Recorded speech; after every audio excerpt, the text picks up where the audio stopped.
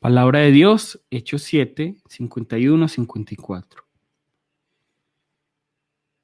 Duros de cerviz e incircuncisos de corazón y de oídos, vosotros resistís siempre al Espíritu Santo, como vuestros padres, así también vosotros. ¿A cuál de los profetas no persiguieron vuestros padres y mataron a los que anunciaron de antemano la venida del justo, de quien vosotros ahora habéis sido entregadores y matadores? Vosotros que recibisteis la ley por disposición de ángeles y no la guardasteis, oyendo estas cosas, se enfurecieron en sus corazones y crujían los dientes contra él. Amén. Vamos a orar. Padre Dios, en este día nos presentamos ante ti con un corazón agradecido por la palabra que hoy tienes para cada uno de nosotros. Te pedimos, Señor, que esta palabra realmente nos alimente espiritualmente, que nosotros hagamos vida a esta palabra y que esta palabra realmente nos permita examinarnos y presentarnos ante ti en arrepentimiento para recibir tu gracia y tu misericordia. Padre, en este siervo tuyo derrama el aceite del conocimiento, la sabiduría, el poder de tu palabra. Y es que todos tengamos un mismo corazón en este día. Oramos en el nombre de Jesús. Amén. Bueno, recordemos que las primeras 2 semanas del mes estamos estudiando el Evangelio de Juan. La tercera semana estamos estudiando, digamos, algo más pastoral.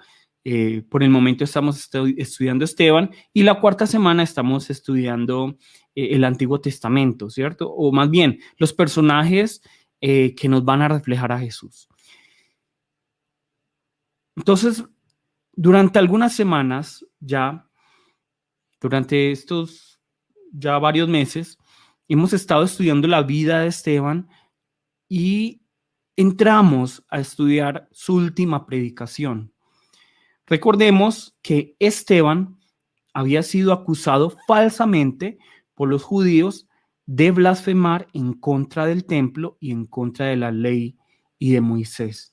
¿Listo? Así lo dice la palabra veamos aquí, Hechos 6:13. Y pusieron testigos falsos que decían: este hombre no cesa de hablar palabras blasfemas contra este lugar santo y contra la ley. Entonces vemos que los principales judíos, el Sanedrín, ¿cierto? Ese grupo religioso importante entre los judíos está acusando a Esteban de haber blasfemado en contra del lugar santo, que es el templo, y en contra de la ley, y por ende en contra de Moisés. Entonces, obviamente, la pena de muerte para esto era ser apedreado, como lo vamos a ver posteriormente en la vida de Esteban. Y cuando nosotros vemos esto, vamos a leer luego la predicación de Esteban y nos vamos a dar cuenta que el primer tema que trata Esteban entonces, por obvias razones, es la defensa con respecto a la blasfemia en contra del templo. A él se le está acusando de 2 cosas, ¿cierto? De blasfemar en contra del templo, del lugar santo, y blasfemar en contra de la ley o en contra de Moisés, ¿cierto? Y la primera predicación que nosotros ya, o sea, la primera parte de la predicación que nosotros ya vimos es la defensa de Esteban del cargo de blasfemia en contra del templo. Entonces, Esteban, como ya lo vimos, va a argumentar que los judíos están ignorando algo muy importante, que incluso los niños saben muy bien, que incluso para los niños es lógico y que para muchos de nosotros es lógico, pero que también a nosotros se nos olvida. Y es que Dios no está encerrado en 4 paredes. Dios no puede ser encerrado en 4 paredes. Dios no está encerrado ni en un templo y Dios no está encerrado en una iglesia. Entonces, Dios puede obrar, Dios puede estar, Dios puede hablar y Dios puede salvar donde a Él le plazca. Dios puede obrar donde Él quiera. Entonces, lo irónico que nosotros vemos aquí es que los judíos estaban condenando a Esteban por algo que ellos, en el fondo de su corazón, en el fondo de su conocimiento, conocían muy bien, y que incluso los profetas que ellos admiraban habían declarado varias veces. Por lo tanto, lo que está diciendo Esteban es: el que debe ser juzgado aquí no soy yo, sino que si ustedes me quieren juzgar a mí, entonces ustedes deben juzgar a los profetas que hablaron de esto. Ustedes deben juzgar a Salomón y ustedes deben juzgar a Isaías, porque ellos son los que habían mencionado esto antes que Esteban. Y esto lo tenemos que recordar muy bien. Y los invito el día de hoy a que nos salgamos de ese sistema en el que muchos de nosotros nos hemos metido, y yo también. Dios no puede ser encerrado en un lugar llamado iglesia. Dios no puede ser encerrado en un día llamado domingo.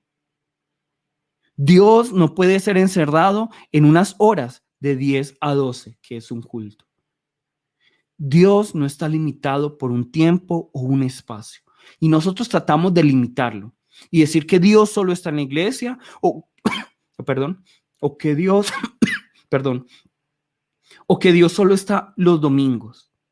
No, Dios es un Dios omnipresente, omnipotente, omnisciente, y por lo tanto Él no puede ser limitado.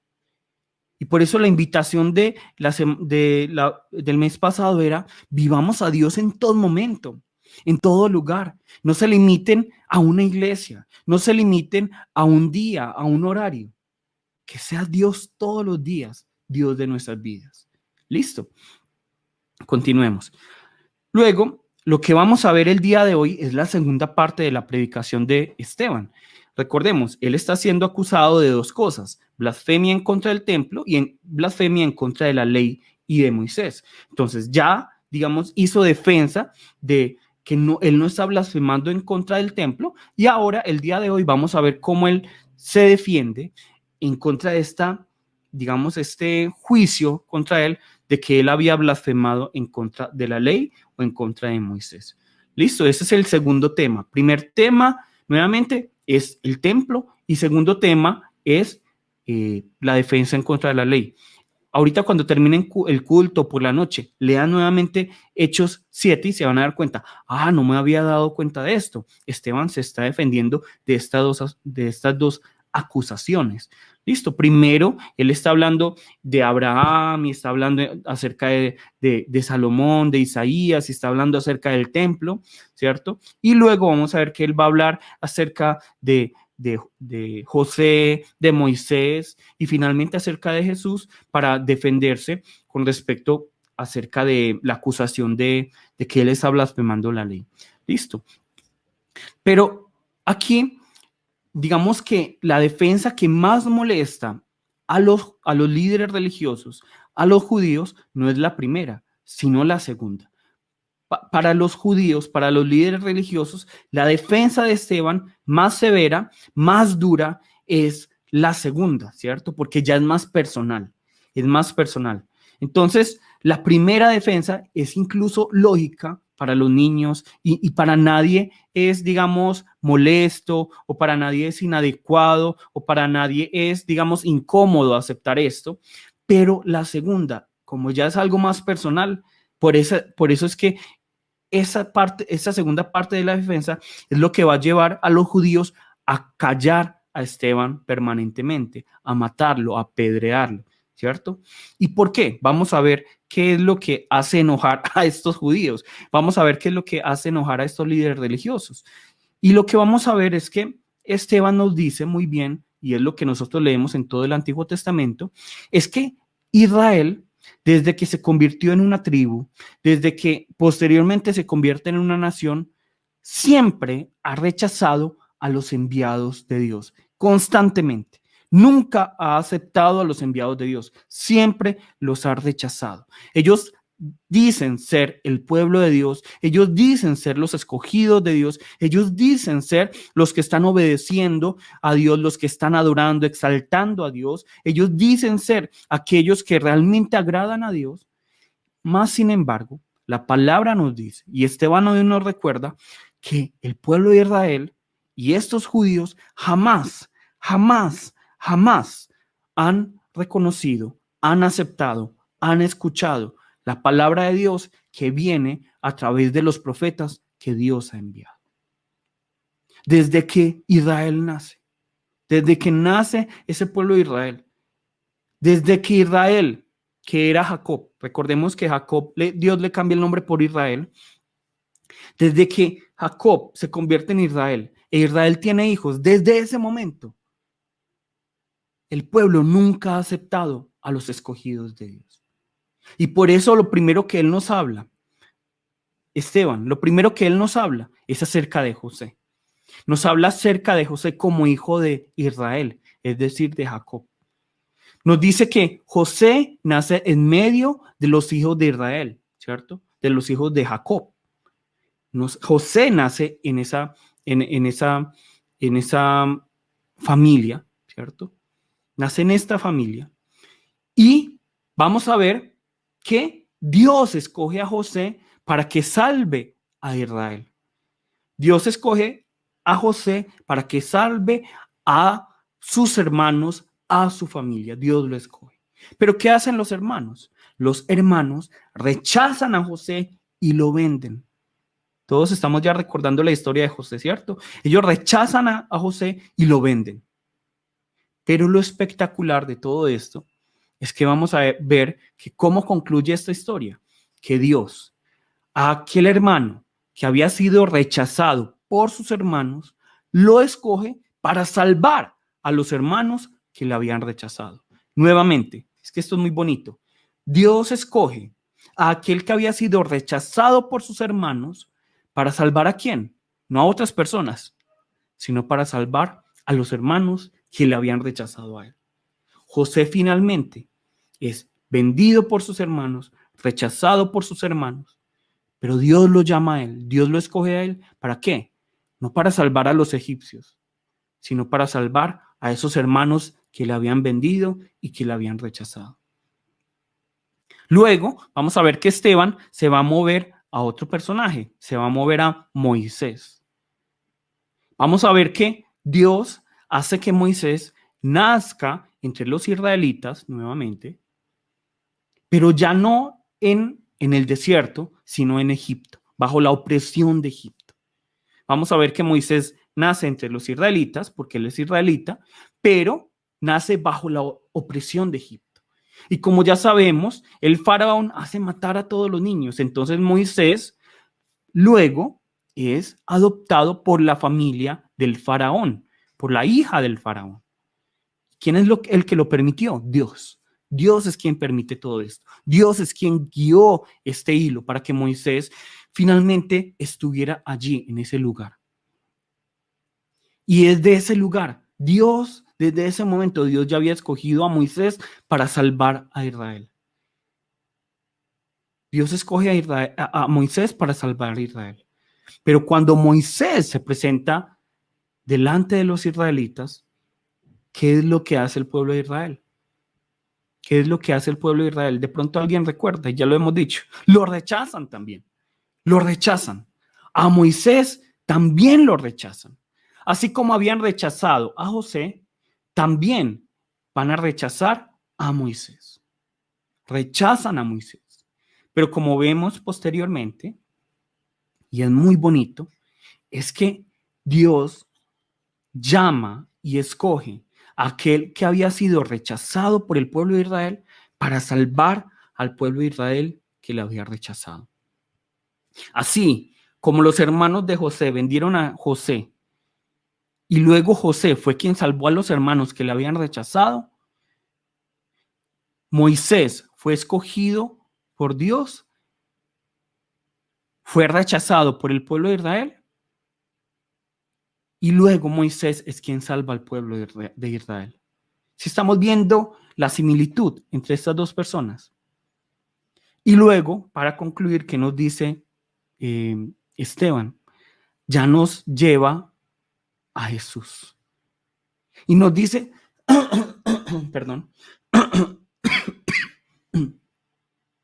y nos dice que Jesús nace en este mundo. Jesús nace en este mundo, nace en medio de esta humanidad. Dios lo llama, Dios lo escoge para salvar al mundo, para salvar a la humanidad. Pero ¿qué hace el mundo? ¿Y qué hizo el pueblo de Israel en ese momento? Le rechazó, rechazó a Jesús, rechazó a Jesús. El pueblo de Israel, el pueblo judío rechazó a Jesús. Pero, ¿cómo termina la historia? Dios escoge a aquel que había sido rechazado por el mundo, por los judíos, por Israel. ¿Para qué? Para salvar al mundo, a los judíos y a Israel. Perdón.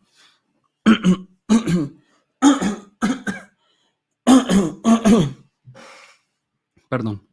Entonces vemos que Dios escoge y envía a estos profetas. Dios escoge y envía a José, a Moisés, a los profetas y a Jesús. Y finalmente, ¿qué es lo que hace el pueblo de Israel? Siempre mata a los profetas de Dios. Esta es la acusación de Esteban. Entonces, nosotros vemos que ninguno de los judíos podía negar esto. Ninguno de los judíos podía negar esta realidad que era histórica. Incluso estaba escrito. Ellos no podían negar esta verdad. Esta era algo constante que ellos ya habían estudiado durante muchos años. Y por eso es que Esteban cuestiona a los judíos. Esteban está cuestionando a los judíos que se llaman el pueblo de Dios. Y les pregunta, ¿en qué momento el pueblo de Israel, que se llama a sí mismo el pueblo de Dios, había aceptado la salvación de Dios? Había aceptado el mensaje de Dios. ¿Cuándo habían escuchado su voz? ¿Cuándo le habían dado la bienvenida a los profetas?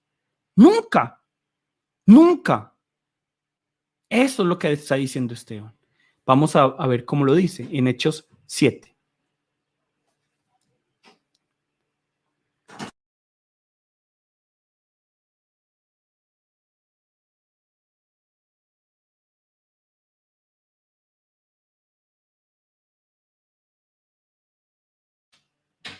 Aquí nos dice Hechos 7, 51, 53.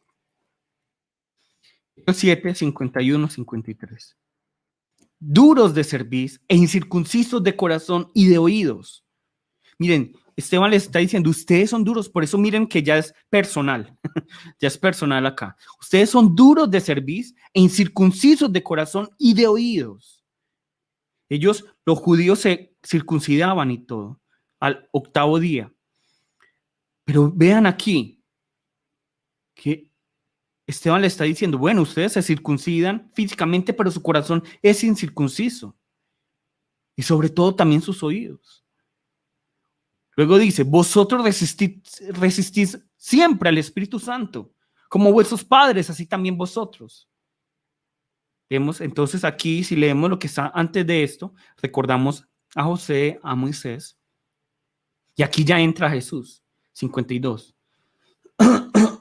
¿A cuál de los profetas no persiguieron vuestros padres y mataron a los que anunciaron de antemano la venida del justo? Esto es José y Moisés, de quien vosotros ahora habéis sido entregadores y matadores. Es decir, aquí ya les está hablando acerca del justo, que es Jesús. Es decir, ustedes entregaron y mataron a Jesús. Versículo 23. Vosotros que recibisteis la ley por disposición de ángeles y no la guardasteis. ¿Verdad?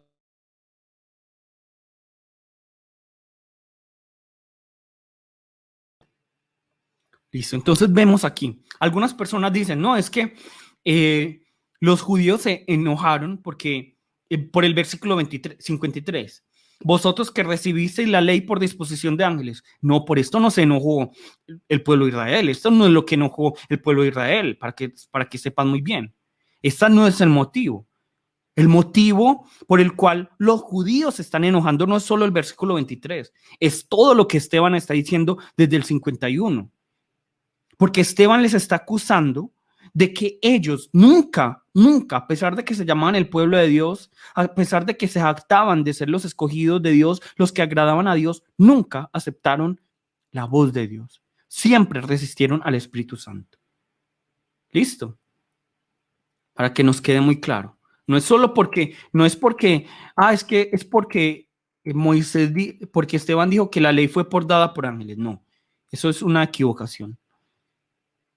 Es porque Esteban los está acusando de que ellos resistieron al Espíritu Santo, de que ellos resistieron la voz de Dios, el llamado de Dios.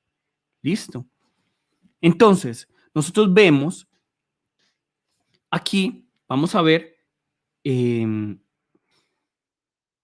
que Esteban les está cantando, como dicen aquí, les está cantando la verdad.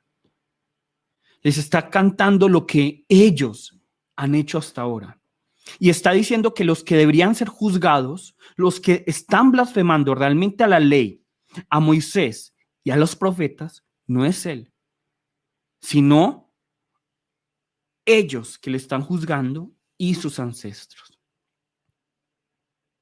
Pero lo importante que nos debe quedar claro aquí es que aquí Esteban no está tratando de tirarle la culpa a alguien, porque es que el problema aquí no es buscar quién es culpable de qué. Lo importante aquí es la respuesta ante la acusación. Porque veamos quiénes son los que están en ese momento juzgando a Esteban. ¿Quiénes están juzgando a Esteban? ¿Quiénes están juzgando falsamente a Esteban? ¿Quiénes le están acusando? Son aquellas personas que hace unos años atrás, incluso rompiendo ciertas normas, porque si nosotros vemos el juicio de Jesús, ahí se están violando muchas normas judías. Vamos a ver que ellos juzgaron y mandaron a matar a Jesús. Entonces, estos judíos, este Sanedrín, estos representantes de Israel, así como habían rechazado a José, a Moisés y a todos los demás profetas de Dios, el día de hoy son culpables también de haber ejecutado, matado a Jesús, el Hijo de Dios. Ellos habían rechazado al Hijo de Dios. Y esto no es un invento de Esteban, ellos lo sabían muy bien, porque era una realidad histórica. Ellos, ninguno podía negarlo, eso era una verdad. Pero como ya les dije, lo importante aquí no es quién es culpable, no es echarle la culpa. Aquí Esteban no está diciendo, ustedes son culpables, ustedes son los que deberían estar aquí, deberían ser muertos. No, este no es el punto de esta palabra. El punto de la palabra es, digamos, que haya una respuesta por parte de los judíos. Por parte de ellos debe haber una respuesta ante la predicación de Esteban. Y hay una respuesta incorrecta y una correcta. Eso es lo que Esteban quiere. Eso es lo que Dios quiere y eso es lo que Dios tiene para nosotros el día de hoy. Cada vez que la palabra viene a cada uno de nosotros, tenemos dos respuestas. Y vamos a ver cuál fue la respuesta de Hechos 7:54. En Hechos 7:54, ¿qué nos dice? Oyendo estas cosas, se enfurecían en sus corazones y crujían los dientes contra él.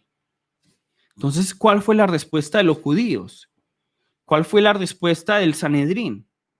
¿Cuál fue la respuesta de aquellos que estaban juzgando a Esteban? Fue, como dice aquí la palabra, enfurecieron sus corazones y crujieron sus dientes contra él.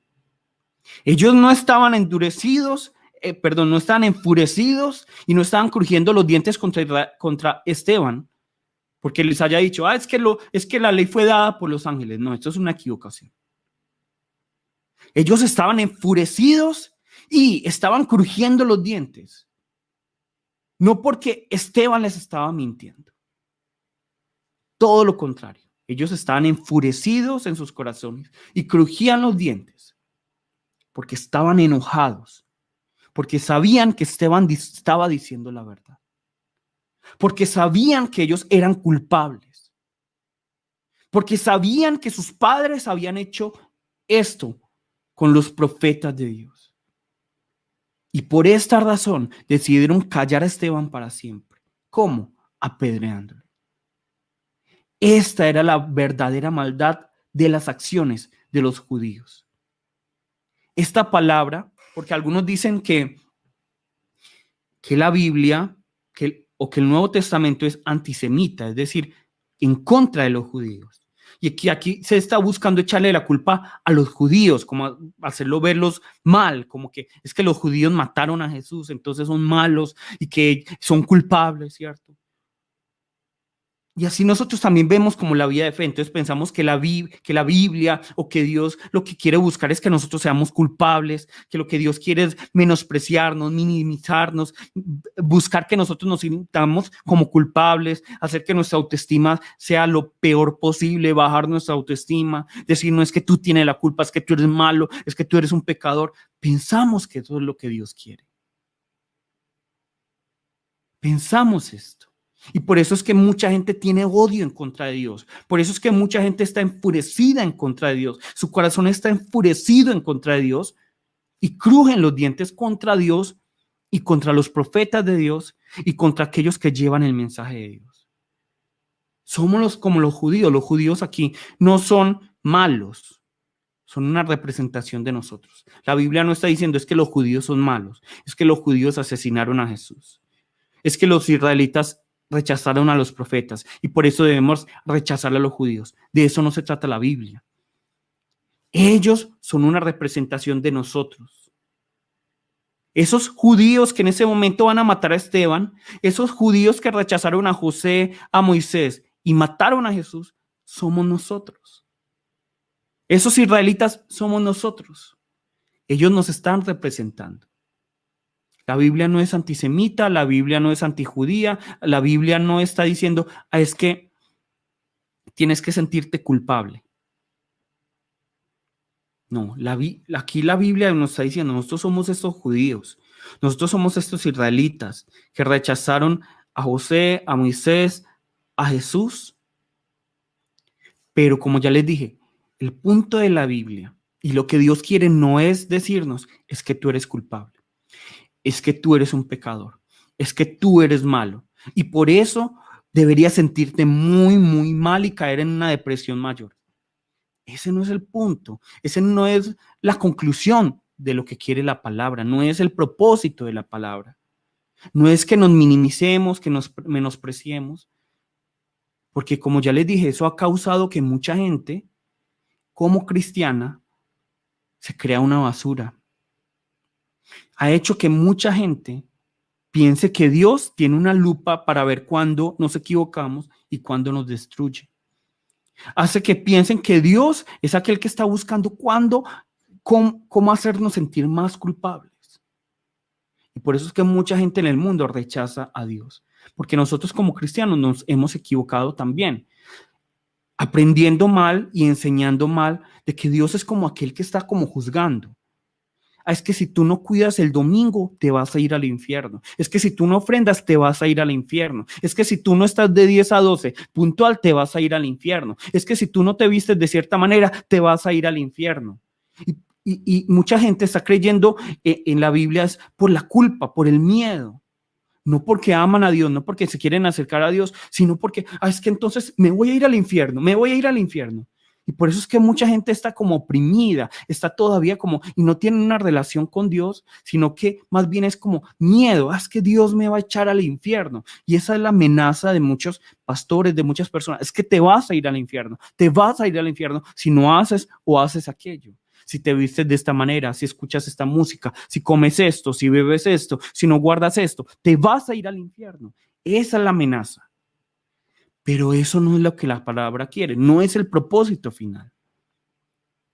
Ese no es el propósito. La gracia de Dios está dada y vamos a ver para qué. El mensaje de Dios es para qué, para que nosotros recibamos salvación y para que tengamos una respuesta, la respuesta correcta. La salvación de Dios es dada a todo el mundo, es ofrecida a todos, pero no todo el mundo la recibe. La gracia de Dios está disponible para todos, pero no todo el mundo la acepta.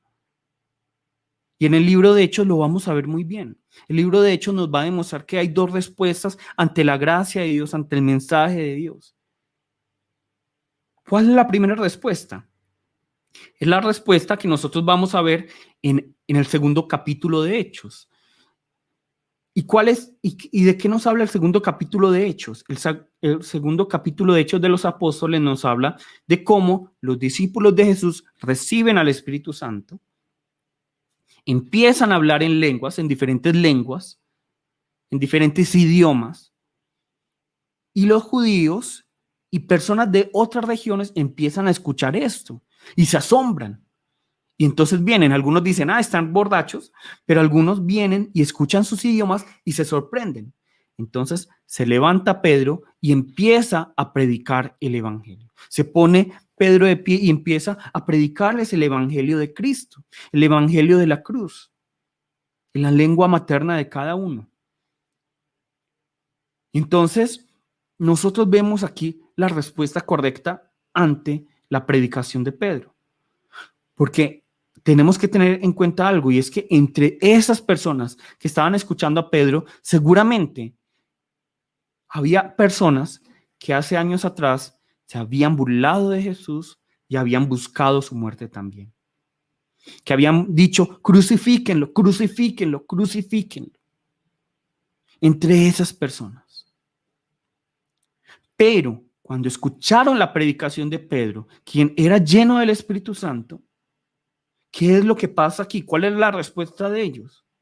Ellos escuchan el evangelio de la cruz y ellos se dan cuenta que los que habían cometido el error, que los que se habían equivocado, que los pecadores no era Jesús, no eran los profetas que ellos habían asesinado, sino que eran ellos. Los judíos y las personas que estaban allí entendieron que a través de Jesús se cumplía Génesis 3:15. Entendieron que el que estaba blasfemando a Jesús el que estaba blasfemando a Dios no era Jesús, sino ellos. Ellos entendieron esto. Pero no se sumergieron en la culpa, sino que más bien le preguntaron, Pedro, entonces, ¿qué debemos hacer? Y lo dice aquí. Vamos a buscar. Hechos 2:37. Hechos 2:37. Al oír esto, se compungieron de corazón y dijeron a Pedro y a los otros apóstoles, varones hermanos, ¿qué haremos? Varones hermanos, ¿qué haremos? ¿Qué haremos? ¿Qué debemos hacer, hermanos? Eso es lo que preguntan los discípulos. Y entonces, con esta respuesta, ¿qué es lo que pasa en la vida de ellos? Ellos reciben la gracia y reciben la salvación. Reciben la gracia y luego la salvación. Por otra parte, nosotros vamos a ver que en el libro de Hechos también se nos manifiesta la otra respuesta. Vemos la primera respuesta, una respuesta de varones hermanos, ¿qué haremos? En otras palabras, una respuesta de arrepentimiento. Hermanos, ¿qué debemos hacer? Nosotros somos los que nos equivocamos, pero vemos la otra respuesta. La otra respuesta es la que vimos el día de hoy en Hechos 7:54. Oyendo esas cosas, se enfurecían en sus corazones y crujían los dientes contra él. Entonces vemos dos respuestas en el libro de Hechos ante el mensaje, ante el evangelio. Primera respuesta, arrepentimiento. Ay, sí, yo me equivoqué. Yo me equivoqué. Yo soy el que blasfemé a Dios. Yo soy el pecador. Me voy a arrepentir. ¿Y cuál es la segunda respuesta? Yo no fui. Yo no hice eso, aunque uno lo sepa de pronto en el corazón. Yo no hice eso, yo no soy culpable. Y nos enfurecemos en el corazón y crujimos los dientes contra aquel que nos dice eso y contra la palabra y finalmente contra Dios. Y como ya les dije, aquí, esos judíos no están, la palabra no está diciendo es que los judíos son malos. Finalmente, estos judíos son una representación de nosotros. Y están representando dos grupos de personas. Aquellos que ante la palabra de Dios se arrepienten y aquellos que no se arrepienten. Esa es la conclusión, el propósito de la palabra. El propósito de la palabra no es decirnos, es que tú eres malo, es que tú eres culpable, y quedarse así, no. El propósito de la palabra es que yo entienda que yo me equivoqué en contra de Dios, que yo entienda que yo blasfemé en contra de Dios al incumplir sus mandamientos y que finalmente yo ¿qué haga? Me arrepienta.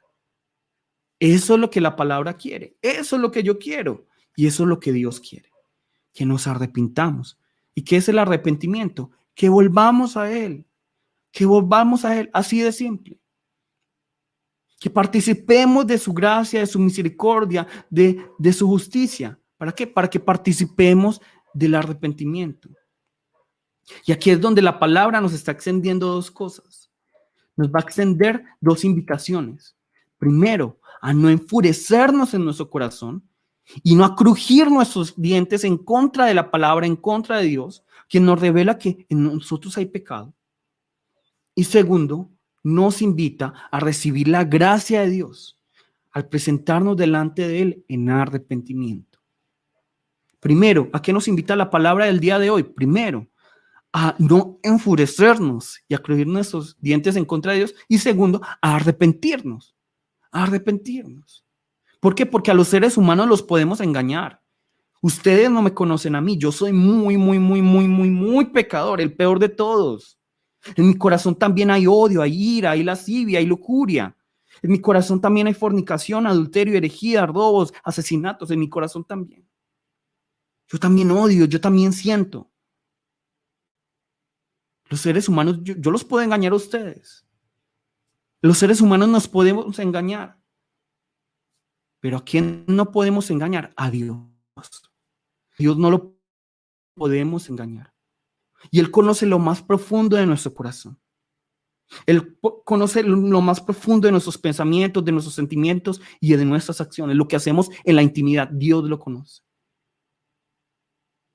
Dios conoce eso. Dios conoce cuando estamos sonriendo, pero en la mente estamos diciendo, me caes tan mal. Eres tan... Dios sabe todo eso. Pero, aquí es donde debemos recordar que lo que la palabra está tratando de decirnos no es, bueno, entonces te debes sentir mal por esto y debes sentir miedo y tienes que sentir ira y te vas a ir al infierno si es que no cambias, ¿cierto? No, la palabra no es una amenaza, el evangelio no es una amenaza. No es, te vas a ir al infierno si haces esto y esto y esto y esto. Es que tú estás condenado al infierno. Eso no es el propósito de la palabra. Lo que quiere la palabra es que nosotros cambiemos, que nosotros seamos transformados. ¿Cómo? A través del arrepentimiento. A través del arrepentimiento.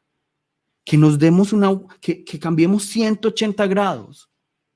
Y por eso, más que miedo, más que rabia en contra de Dios, ¿qué deberíamos sentir? Confianza, gozo, alegría, agradecimiento. ¿Por qué?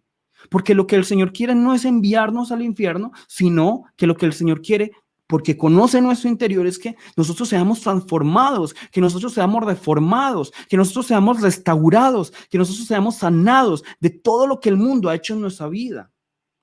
Eso es lo que el Señor quiere. Y por eso la palabra nos está diciendo en Salmo 51, 17, que me encanta, es uno de mis favoritos. Dice, los sacrificios de Dios son el espíritu quebrantado, al corazón contrito y humillado, no despreciarás tú, oh Dios. Los sacrificios de Dios son el espíritu quebrantado, al corazón contrito y humillado, no despreciarás tú, oh Dios, dice palabra. Entonces Dios no quiere de nosotros sacrificios animales. Dios no quiere que nosotros vayamos y tomemos un becerro y lo entreguemos. Dios tampoco encuentra satisfacción, y entiéndanme esto, no estoy diciendo que sea malo, pero para muchas personas pensamos que Dios está limitado a un culto, a una hora, a un día. Entonces, si no venimos al culto, si no participamos del domingo, si no es a una hora específica, Dios nos va a mandar al infierno. Dios nos agrada en esto. Pensamos que, y muchas personas incluso dicen, es que según la cantidad de dinero que tú estés ofrendando o diezmando, estás más cerca o más lejos de Dios. No, Dios no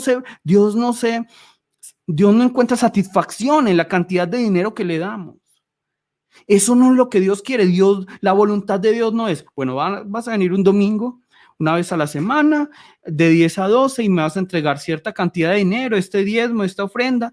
Y por eso es que muchas personas me preguntan, ministro, estoy tan preocupado, es que yo no sé si entregar el diezmo antes o después de los impuestos. Porque es que si yo entrego antes de los impuestos, realmente ese dinero no es mío.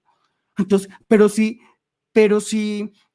lo entrego después de los impuestos, entonces Y ahí se preocupan y se preocupan por, ay, es que, no, entonces será, ay, pero es que si me equivoco y si luego no di un 1%, entonces, ¿será que es que Dios me va a condenar? Ay, ministro, ¿qué hago? ¿Qué hago? Ay, falté este domingo, ay, ¿será que me voy a alejar de Dios? ¿Será que Dios me va a destruir? Ay, ministro, ¿será que llegué tarde? Ay, ministro, es que yo no tengo ropa buena para ir a la iglesia. Ay, ministro, es que y pensamos así. Pero eso es lo que el mundo y el sistema religioso cristiano ha creado. Pero lo que la palabra nos está diciendo el día de hoy es que Dios no quiere esto. Para Dios no es importante, bueno, es que tienes que venir el domingo y tienes que venir y te entregar cierta cantidad de diezmo y de ofrenda, o si no te voy a mandar al infierno. Eso no es lo que Dios quiere.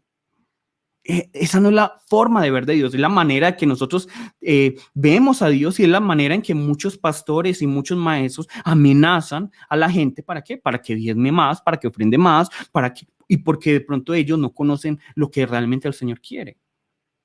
Pero lo que el Señor quiere es que nosotros vengamos ante Él.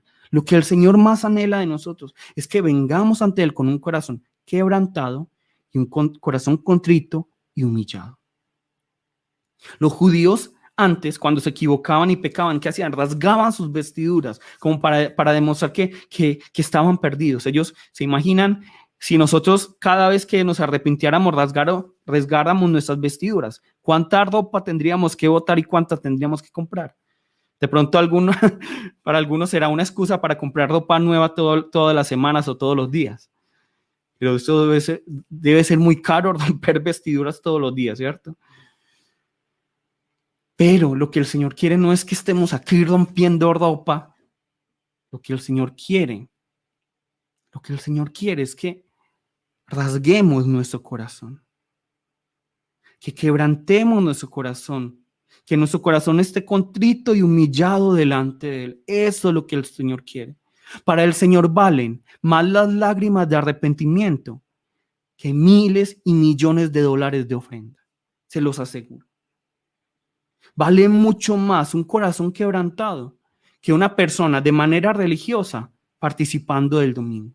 Vale muchísimo más.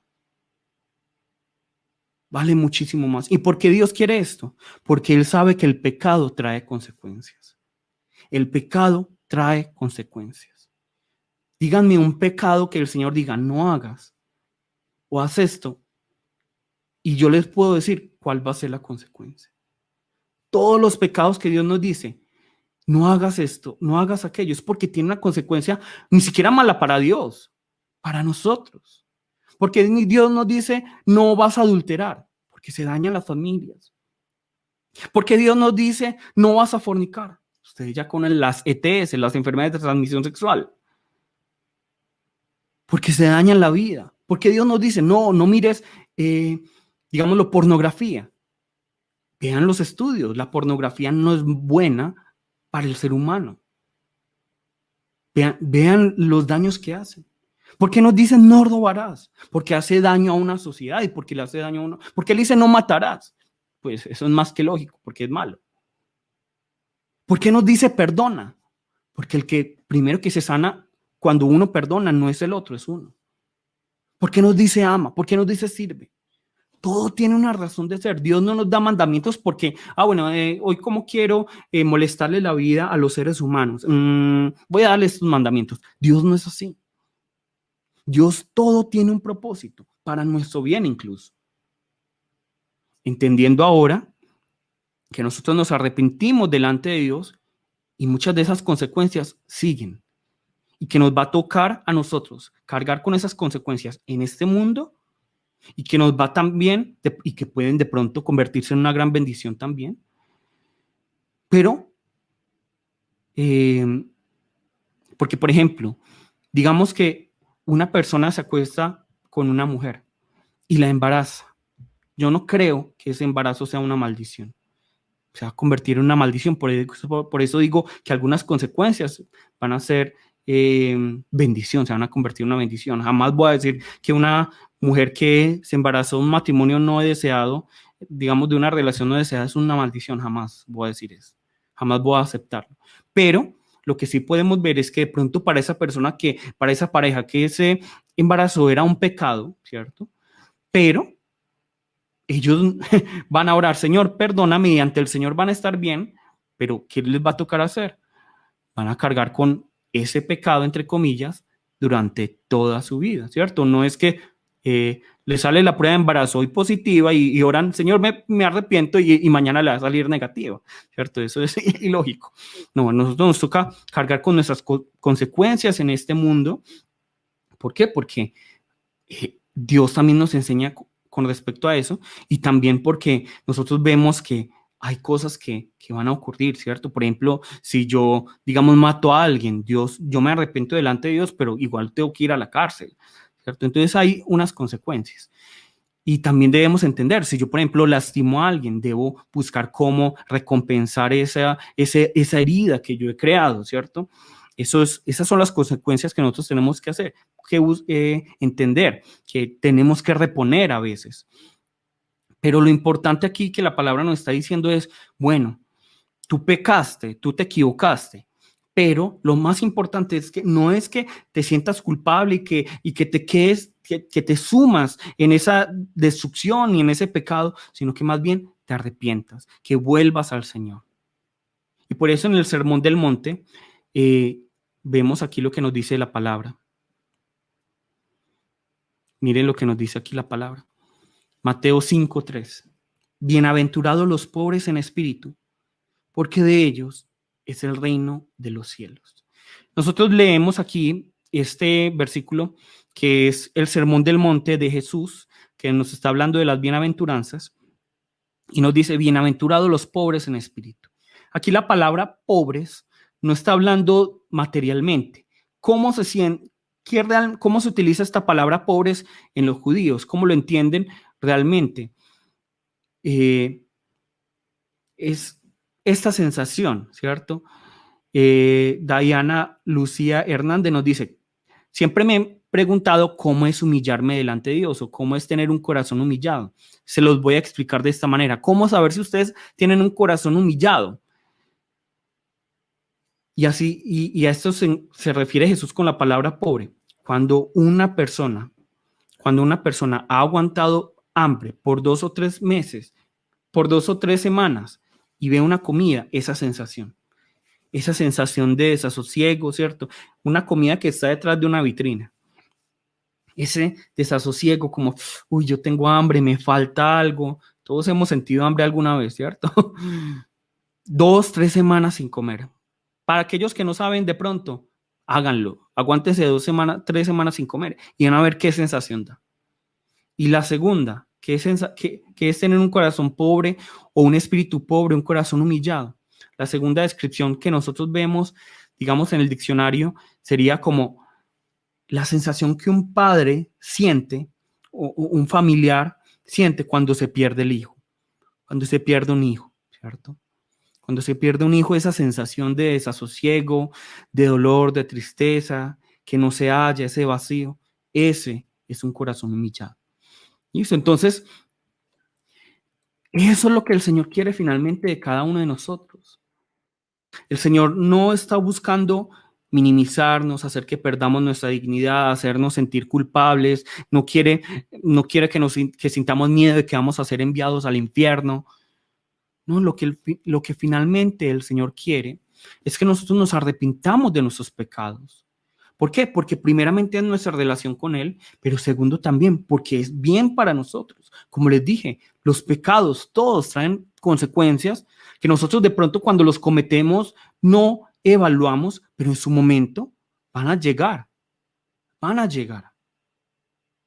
Ustedes se han puesto a pensar, por ejemplo, en el mundo del pecado, todo lo que se mueve, todo lo que se mueve. Las consecuencias, por ejemplo, yo asesino a alguien, la familia va a buscar asesinarme y luego mi familia va a buscar asesinar a esa familia. Es un círculo vicioso. Yo robo, yo asesino, yo mato, yo fornico, yo adultero, todo tiene su consecuencia, todo, todo, todo. Entonces, lo que el Señor quiere es finalmente también que tengamos una relación con Él, pero también nuestro bienestar, nuestro bienestar. Ahora yo los invito el día de hoy, ya como para concluir, para que concluyamos, es arrepintámonos. Arrepintámonos de nuestros pecados, de nuestra maldad, de nuestro orgullo. Tengamos un corazón arrepentido delante del Señor. Vengamos ante Él. Realmente para algunos será como, uy, no, qué humillación. No, para el Señor es lo más hermoso. Como ya les dije, para Dios vale mucho más un corazón contrito y humillado que miles y millones de dólares de ofrenda. Eso es lo que el Señor quiere. El Señor quiere un corazón arrepentido por parte de nosotros. Él quiere que vengamos delante del Señor. Yo me equivoqué. E incluso también, finalmente, quiere que nosotros, delante de esa persona con la que nos equivocamos, digamos, uy, ¿sabes qué, hermano? ¿Sabes qué? De pronto aquí los que leo, digamos, Gloria, de pronto, Heiji, Dayana, Janet, ¿sabes qué? Yo me equivoqué. ¿Sabes? Yo fallé, yo te herí. Perdóname, perdóname. Eso es lo que el Señor quiere, que nos arrepintamos delante del hermano, que pidamos perdón, que perdonemos, pero primeramente también delante del Señor. Perdóname, perdóname, Señor. Perdóname porque yo me equivoqué. Y hoy los invito, y yo sé que muchos se sienten muy, muy mugre, muy basura como para presentarse delante del Señor, pero por eso la Biblia es tan hermosa, porque todos esos hombres de Dios eran malos. Todos los hombres. El único personaje, digamos, limpio, sin pecado, es Jesús en la Biblia. Pero desde Adán hasta el último personaje que aparece en la Biblia, todos eran malos. Abraham, pues, negó a la esposa, desobedeció a Dios. Nosotros vemos a Isaac, vemos a Jacob, un tramposo, vemos a David, un adúltero, un asesino, vemos a Salomón, un idólatra, vemos a Pedro súper emocional. Yo pienso que no hay nadie más emocional que Pedro. Vemos cómo le corta la oreja, ¿cierto? Vemos, por ejemplo, a los discípulos, todos unos gallinas. Vemos cómo todos eran emocionales. Vemos a Juan y a Jacobo. ¿Será que pedimos que caiga fuego del cielo, ¿cierto? Que caiga juicio sobre ellos. Todos eran malos, eran basura, tal vez incluso peores que nosotros. Y ellos encontraron el favor de Dios. ¿Por qué? Porque tenían un corazón humilde, humillado, contrito delante del Señor. Entonces hoy los invito, hermanos, ya para que terminemos, vengamos delante del Señor con ese corazón. Señor, vengo con este corazón. Yo sé que yo me equivoqué. Yo sé que yo fallé. Recíbeme, Señor. Y el Señor, ¿qué es lo que va a hacer? Nunca va a decir, no, no te recibo, me enojé contigo, te voy a mandar al infierno. No, Él tiene los brazos abiertos. Listo. Entonces, alguien me preguntó y con permiso lo digo. Ay, ministro, si yo falto los domingos, ¿será que me voy a alejar de Dios? Y yo le dije, si por faltar los domingos te alejas de Dios, es que nunca estuviste cerca de Dios. La vida de fe es algo constante, es de todos los días, es de todos los días, es de todos los días. No podemos limitar a Dios a un domingo, a una ofrenda, a una hora. No, Dios no está limitado a eso. Lo que Dios realmente quiere es que todos los días, en cada momento, tengamos un corazón contrito y humillado delante de Él. ¿Para qué? Para escuchar su voz y decir, Señor, sí, amén a lo que tú dices. Señor, yo te alabo y te adoro. Y eso es lo que el Señor más aprecia de cada uno de nosotros. Listo. Bueno, vamos a orar para terminar. Padre Dios, te damos muchas gracias.